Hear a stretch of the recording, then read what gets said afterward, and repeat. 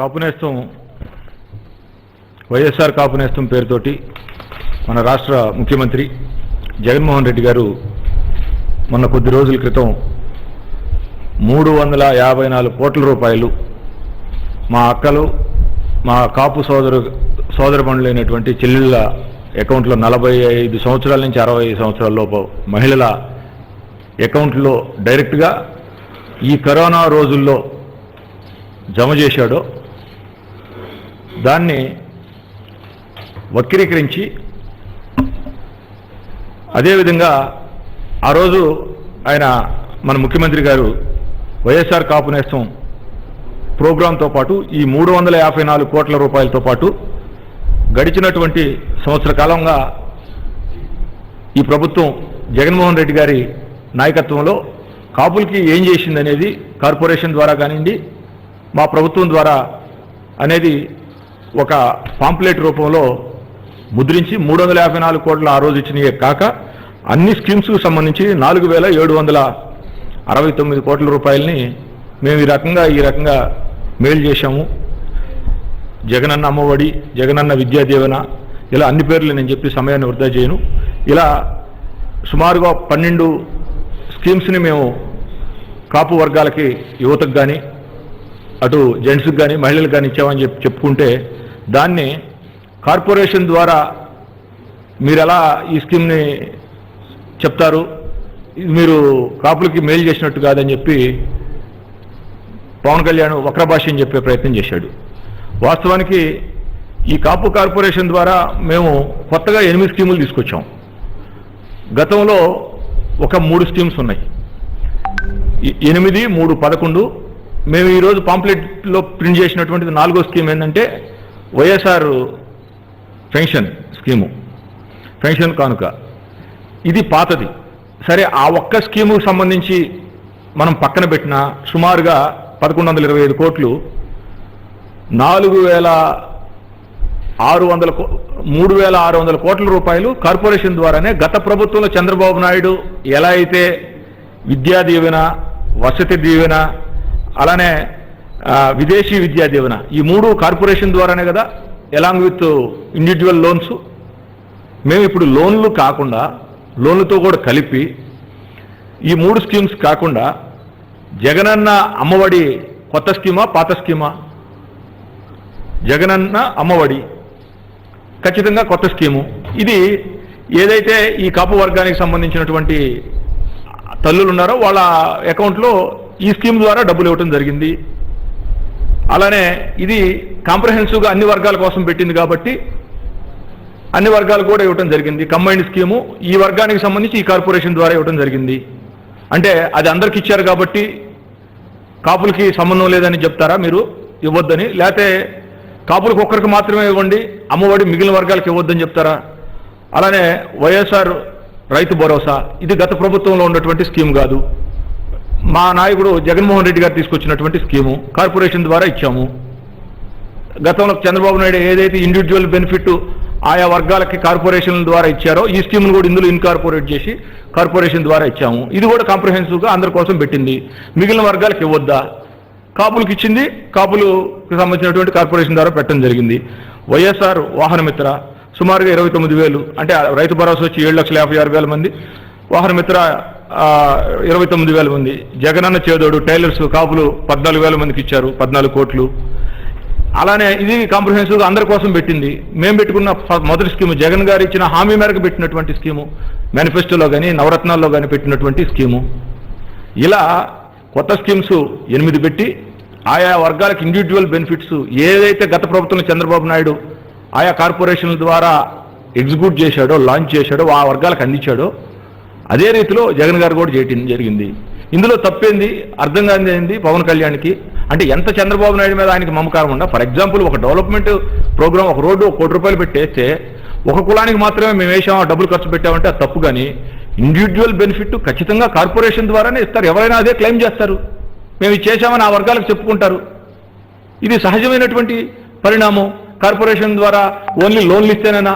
అసలు ఒక కాపు వర్గానికి చంద్రబాబు నాయుడు ఉన్న 5 years టెన్యూర్లో 5 సంవత్సరాల్లో మొదటి సంవత్సరంలో 0, రెండో సంవత్సరంలో 96 కోట్లు, ఆ తర్వాత 3 సంవత్సరాలు కలిపి మొత్తం 1874 కోట్లు, అంటే రెండో సంవత్సరంలో పెట్టిన 96 కోట్లు కలిపి యావరేజ్న 370 కోట్లు పెట్టి ఆయన చాలా సందర్భాల్లో చెప్పింది ఏంటి, కాపులకి ఇంతకన్నా మనం పంప్ చేయలేము, వాళ్ళకి అవసరాలు ఏమి లేవు, ఇవ్వలేమని చెప్పాడు.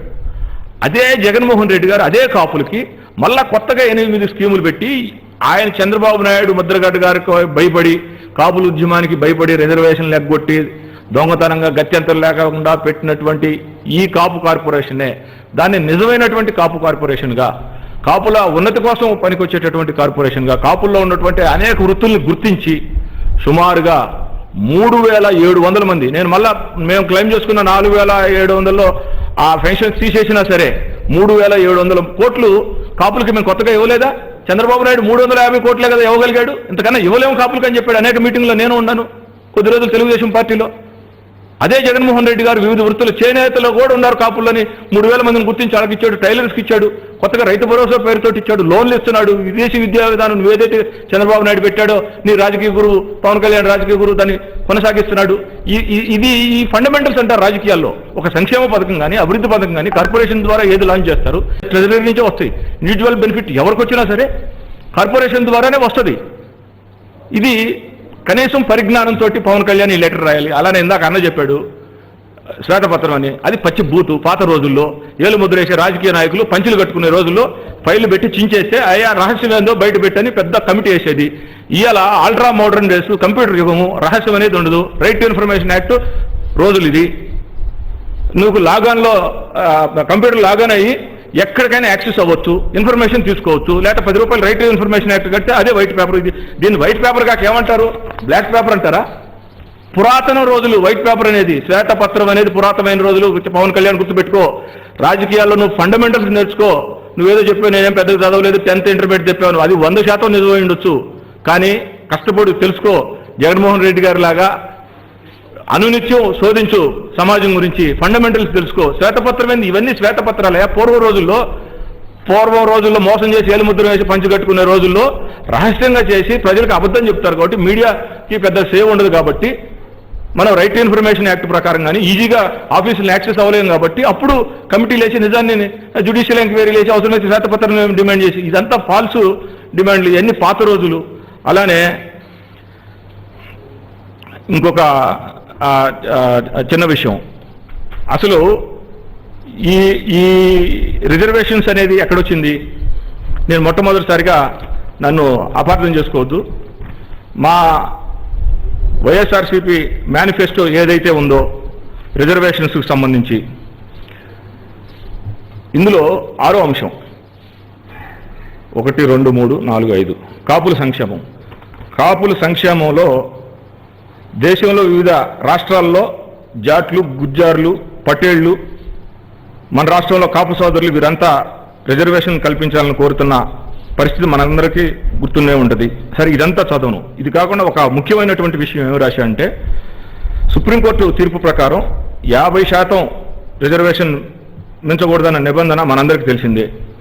ఇది తెలిసిన వారు కూడా టీడీపీ తన ఎన్నికల ప్రణాళికలో కాపులను బీసీల్లో కలుపుతామని మోసపూరితమైన హామీ ఇచ్చింది.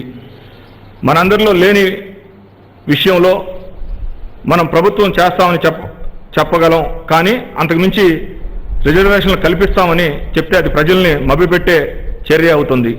ఈ నేపథ్యంలో కాపు రిజర్వేషన్ల విషయంలో మా వైఖరి ఎప్పుడూ ఒకటే. మొదటి నుంచి మేము చెబుతున్నట్టుగా బీసీ హక్కులకు భంగం కలగకుండా, వారి ప్రయోజనాలకు నష్టం కలగకుండా జరిగే రిజర్వేషన్లకు మా మద్దతు ఎప్పుడూ ఉంటుంది. బీసీ వర్గాలకి నష్టం జరగకుండా కాపులకి రిజర్వేషన్ కానీ కల్పించినట్లయితే దానికి మా సపోర్ట్ ఉంటుంది. ఇది జగన్మోహన్ రెడ్డి గారు ఇచ్చిన హామీ. అయితే ఈలోపు రిజర్వేషన్స్ రాజకీయ పరిస్థితులు మారి టోటల్గా కేంద్రం మొత్తం పవన్ కళ్యాణ్ లాంటి చేతిలో 2014లో చంద్రబాబు నాయుడు పవన్ కళ్యాణ్ లాగా వస్తే అది బంగారం లాంటి అవకాశం కాపులకి. నిజంగా కామన్ మినిమం ప్రోగ్రాం ఏదైతే కనీసం ఉమ్మడి కార్యాచరణ ప్రణాళిక బీజేపీతో మొదటి ఎన్డీఏ మోడీ గారు కూడా అంత ఆశ లేదు మొదటిసారి గెలుస్తామని.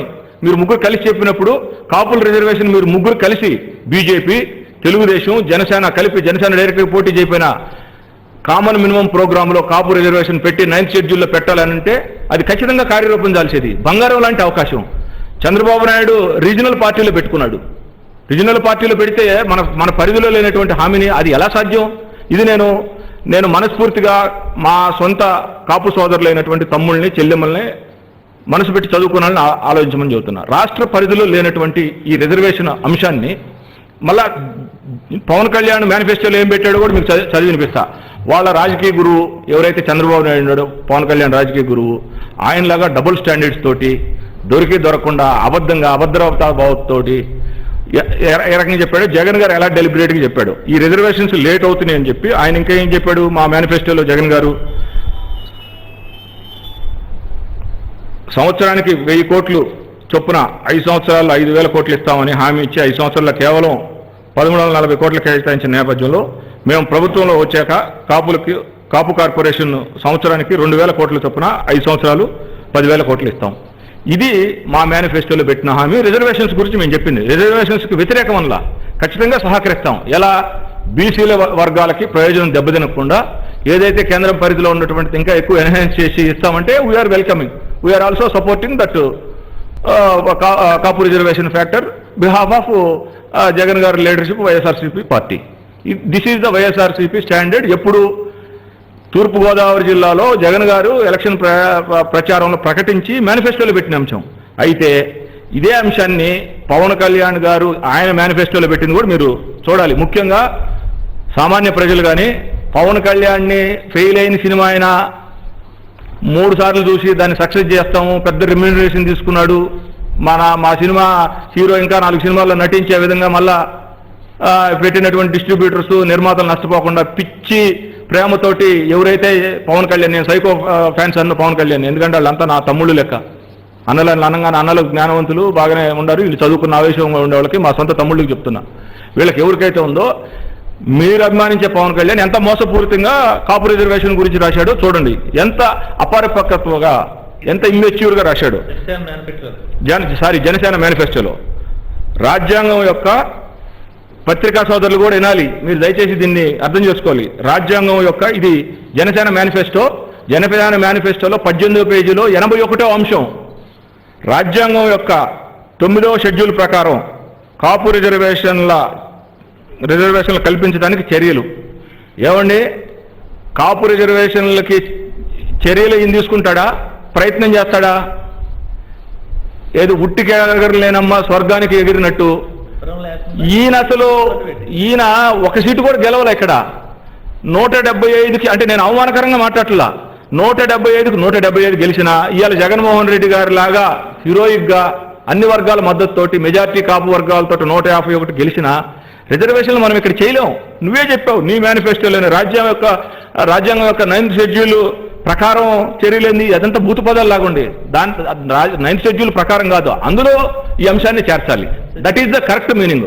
నువ్వు చిక్కనట్టు మళ్ళా బీసీలు ఎక్కడ తప్పు పడతారో కరెక్ట్ మీనింగ్తో రాస్తే మేము ఖచ్చితంగా కాపులకు రిజర్వేషన్ కల్పిస్తాను, నువ్వు ధైర్యంగా ఎందుకు చెప్ప? అది కాక అబద్ధం.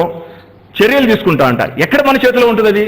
It is come under purview of the central government of India పరిధిలో ఉంటుంది. పార్లమెంట్లో మెజార్టీ ఎవడు ఉంటే వాడికి చేయాలి. నువ్వు పార్లమెంట్లో ఇన్ఫ్లుయెన్స్ చేసే స్థాయిలో ఉందా? ఇప్పుడు వెళ్ళి బీజేపీ సంఖ్యలోకి కూర్చున్నావు కదా, 14 మీరు 3 ఉన్నారు కదా, ఇప్పుడు చేయించు. మరి ఇప్పుడు చేయించింది మేము వద్దన్నాం కదా. దయచేసి ఇది అంత తేలిక అవ్వదు. దీనివల్ల అయ్యుతుందో అవ్వదో ఈ జనరేషన్లో దీని మీద కాపు యువతగా, కాపు సమాజానికి నేను మనస్ఫూర్తిగా చెప్తున్నా, ఇది బీసీల్లో అనేక వర్గాలను మనకి దూరం చేసేదానికి ఒక ఫేక్ ఎష్యూరెన్స్ ఇచ్చి, ఒక కానటువంటి అసాధ్యమైనటువంటి ఒక తప్పుడు హామీ ఇచ్చి బీసీ వర్గాలనే కాపులకి శాశ్వతంగా దూరం చేసే చంద్రబాబు నాయుడు హామీ ఇచ్చినటువంటి తప్పితే దయచేసి కాపులు దీన్ని అవుతుందని దాని మీద దృష్టి పెట్టి యాజిటేషన్ చేయాలి. నష్టపోతాం. నిజంగా అంత తేలిగ్గా కాదు. పవన్ కళ్యాణ్ కేంద్ర ప్రభుత్వం ఇన్ఫ్లుయెన్స్ చేయగలిగినటువంటి స్థాయి. మొన్న జగన్మోహన్ రెడ్డి గారు నిజాయితీగా ఏం చెప్పారు? ఆయన పరిధిలో లేని దాన్ని మన రాష్ట్రానికి స్పెషల్ స్టేటస్ ఇస్తామని ఎలక్షన్లో చెప్పినా బీజేపీని మనం శాసించే స్థితిలో లేం కాబట్టి నా వంతు నేను గట్టిగా ప్రయత్నం చేస్తామన్నాడా? ఈ పవన్ కళ్యాణ్ లాగా డబుల్ స్టాండర్డ్స్ తోటి వాళ్ళ రాజకీయ గురువు లాగా తప్పుడు రాతలు రాసుకున్నాడా? ఇంత పిరికాడా? ఇంత అబద్ధాలాడా పవన్ కళ్యాణ్? నువ్వు మేనిఫెస్టోలో రిజర్వేషన్ నేను కల్పిస్తాను అని రాసుకోవచ్చు కదా. రాసుకోవాలంటే దానికి ఒక లెక్క ఉండాలి. ఖచ్చితంగా జాతీయ పార్టీలో నీకు 100% నీకు కంట్రోల్ ఉండాలి. 100% అవ్వాలి. ఇలానే మళ్ళా 150 ఉండి దేశంలో ఇతర డిమాండ్లు, వాళ్ళని కూడా నువ్వు కన్విన్స్ చేసే అంత పరపతి కేంద్రంలో ఉండాలి. ఉందా? నీకు అపాయింట్మెంట్ అడిగితేనే 6 నెలలకు ఇవ్వలేదు ఇంతవరకు.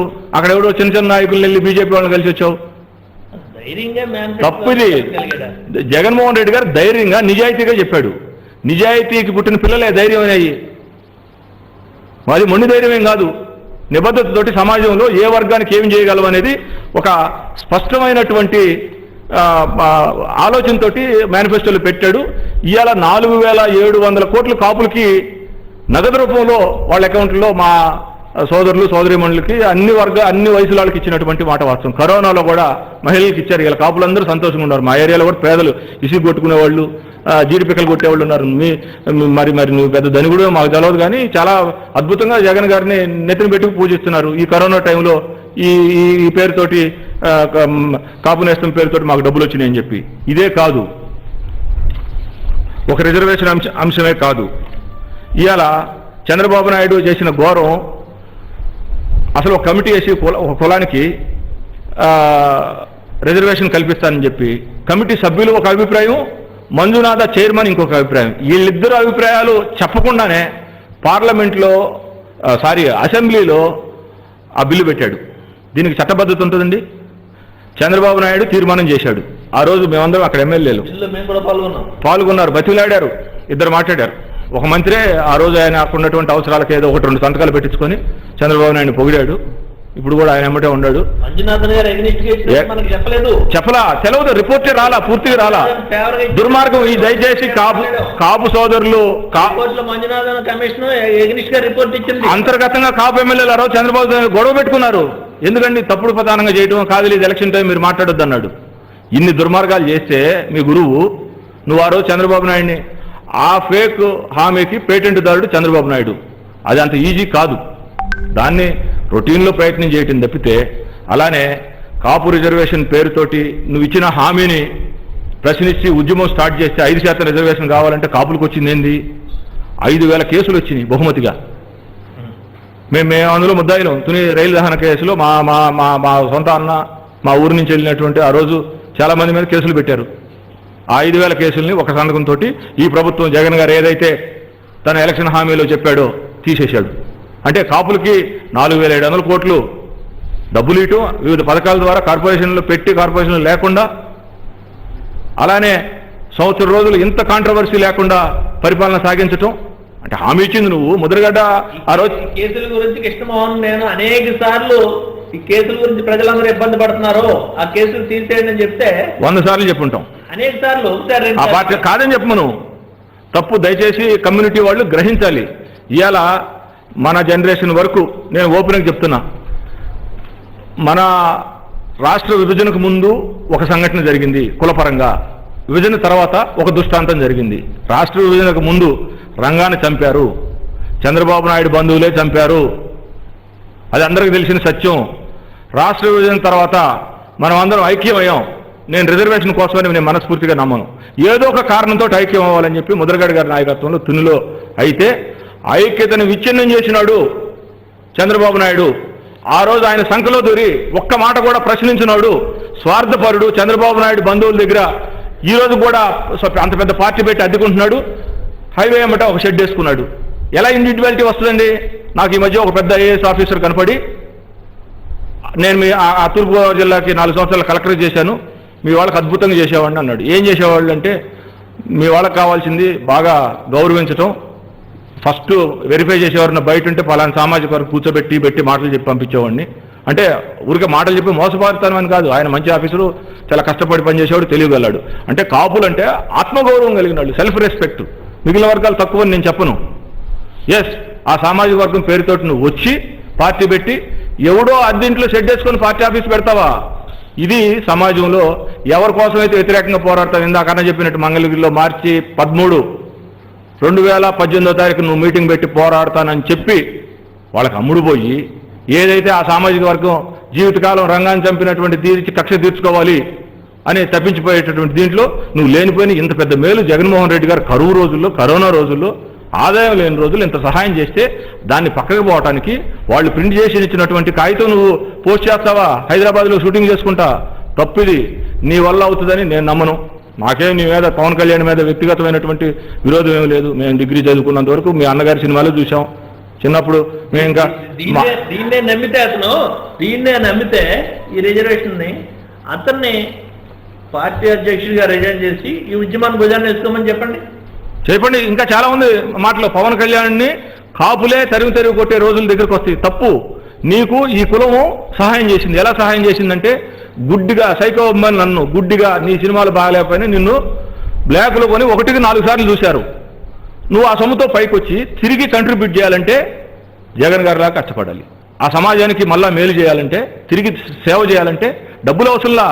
తెలివితేటలు, నిజాయితీ, కష్టం, మనిషి పర్సనల్ కంట్రిబ్యూషన్, అటెండెన్స్కి మించింది ఇంకేముండదు. ఎక్కడుంటావు నువ్వు? దయచేసి పవన్ కళ్యాణ్ గారు ఇంకా చెప్పుకుంటే నువ్వు చేసిన తెలుగుదేశంతో, చంద్రబాబు నాయుడు బంధువులతో నువ్వు కుమ్మక్కై చేసినటువంటి ద్రోహం, ఇండివిజువాలిటీగా బతకాలనుకునేవాడు ప్రతివాడికి దాన్ని చంపింది 14లో వాళ్ళ కాళ్ళ కింద దూరి నువ్వే. రిజర్వేషన్లు అనేది భవిష్యత్తులో అంత ఈజీ కాదు. అది మన పరిధిలోకి రాదు. మేము ఎప్పుడు ఏమి చేయాలో వైసీపీ తరఫున జగన్ గారు చేయడానికి సిద్ధం. ఆ కార్యక్రమం అయిపోయింది. దాని గురించి ఇప్పుడు పెద్ద డిస్కషన్ చేయాల్సిన అవసరం. అది చేయాల్సింది కేంద్రం. చేస్తే మాకు ఎలాంటి అభ్యంతరం లేదు. వైఎస్ఆర్సీపీ పార్టీగా అదే మేనిఫెస్టోలో రాసుకున్నాం. నువ్వు కూడా అదే రాశావు. కానీ దొంగతనంగా రాశావు, డబుల్ స్టాండర్డ్స్తో రాశావు. మేము ఇవాళ అద్భుతమైన మేలు చేశాము. 4700 కోట్లు ఇప్పటికి కాపులకి ఇచ్చాము.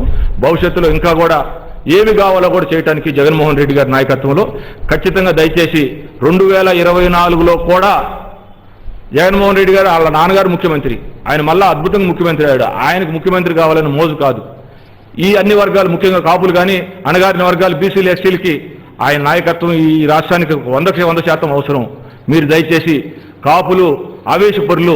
నిన్న రాధాకృష్ణ డిబేట్లో ఏం చెప్తాడు? నిర్మలా సీతారామన్ మాట్లాడింది పవన్ కళ్యాణ్ గురించి, ఏది బిగ్ డిబేట్ అంటే చీప్ డిబేట్, ఆ సభ అనే వాడితో పెట్టుకొని రేపటి నుంచి రెచ్చిపోతారంటే రెచ్చగొట్టడానికి. కాపులు ఎమోషనల్, ఈ రాష్ట్రంలో 2 కులాలు ఎమోషనల్, కాపులు, ఎస్సీలు. Yes, not only emotional, justified emotional. న్యాయపరంగా ఆవేశంగా ఉంటారు, ఏదైనా ధర్మం ఉంటే పోరాడతారు. దాన్ని మీరు బలహీనతగా చూసుకొని రెచ్చగొట్టాలని చూడొద్దు. ఇవాళ కాపుల్లో కూడా యువకులందరూ డిగ్రీలు, పీజీలు చేసి అద్భుతంగా చదువుకున్న వాళ్ళు ఉన్నారు, విఘ్నత గల్లాళ్ళు ఉన్నారు. మేము కూడా అక్కడి నుంచి వచ్చిన వాళ్ళమే, కింద నుంచి వచ్చిన వాళ్ళమే, పారపని చేసుకుని వచ్చిన వాళ్ళమే. మేమందరం ఒక వ్యవస్థగా చంద్రబాబు నాయుడు దోపిడీ వర్గానికి వ్యతిరేకంగా జగన్ గారితో ఉంటాము. ఈ రాష్ట్రానికి జగన్ గారికి ముఖ్యమంత్రి అవసరంలా. జగన్ గారు ముఖ్యమంత్రి అవటం ఈ రాష్ట్రంలో ఉన్నటువంటి అణగారిన వర్గాలకి, కాపులతో సహా అందరికి అవసరం అనేది మేము మనస్ఫూర్తిగా నమ్ముతున్నాం. దయచేసి పవన్ కళ్యాణ్ కూడా ఫండమెంటల్స్ నేర్చుకొని జగన్ గారి బాటలో పయనిస్తే ఆయన రాజకీయ గురువును వదిలిపెట్టి కనీసం అతనన్న ఎమ్మెల్యే గెలిచి అసెంబ్లీకి వచ్చేదానికి అవకాశం ఉంటుంది. కానీ లేకపోతే జీవితంలో ఒక ఎమ్మెల్యేగా కూడా తను కూడా గెలవలేడు అని చెప్పి ఈ సందర్భంగా హెచ్చరిస్తున్నాం.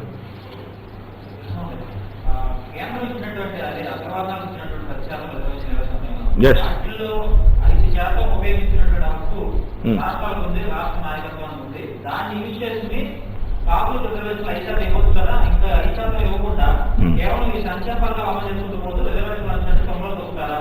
ఎస్, అద్భుతమైన క్వశ్చన్ మీరు అడిగింది. ఏ పత్రిక మీరు? గుడ్. అయితే ఒక చిన్న విషయం చెప్తాను. చంద్రబాబు నాయుడు ఒకే నెలలో కాపులకి 5% బీసీల్లో చేర్చాలని, రిజర్వేషన్ కల్పించాలని అసెంబ్లీలో రిజర్వేషన్ చేశాడు. అలానే అడావుడిగా NDA 2 రాబోతా, NDA 1 చివరి దశలో ఉన్నప్పుడు ఈబీసీలు, ఓబీసీ కాదు, ఎకనామికల్లీ బ్యాక్వర్డ్ క్లాసెస్ 10% ఇవ్వాలని పెట్టారు. ఎస్, అందులో 5% కాపులు కేటాయించాలని పెట్టాడు. This is the against the spirit of constitution for ever information. It is mandatory process. సహజంగా రాజ్యాంగంగా బద్ధంగా జరగాల్సింది. ఆర్థికంగా వెనకబడినటువంటి అగ్రవర్ణాలకు అందరికీ చెందేదని కేంద్రంలో చేస్తే నువ్వు దొంగతనంగా కాపులు, అమాయకులు, పిచ్చోళ్ళని మళ్ళా మోసం చేయడానికి 5% అని ఇస్తావా? ఎంతమంది ఉంటే అంతమందికి వస్తుంది. అది మ్యాండేటరీ, కంప్యూటర్లో ఉండదు, ఫాలో అవటమే. అది ఇంకా దేశంలో పూర్తిగా ఒక్క రాష్ట్రంలో కూడా అమలు కాల, 7 కూడా కాల. అయిన రోజు ఖచ్చితంగా ఇక్కడ కూడా మేము అమలు చేస్తాం. అంతే. నువ్వే చెప్పావు కాపుల్ని బీసీలో చేర్చింది నిజమా?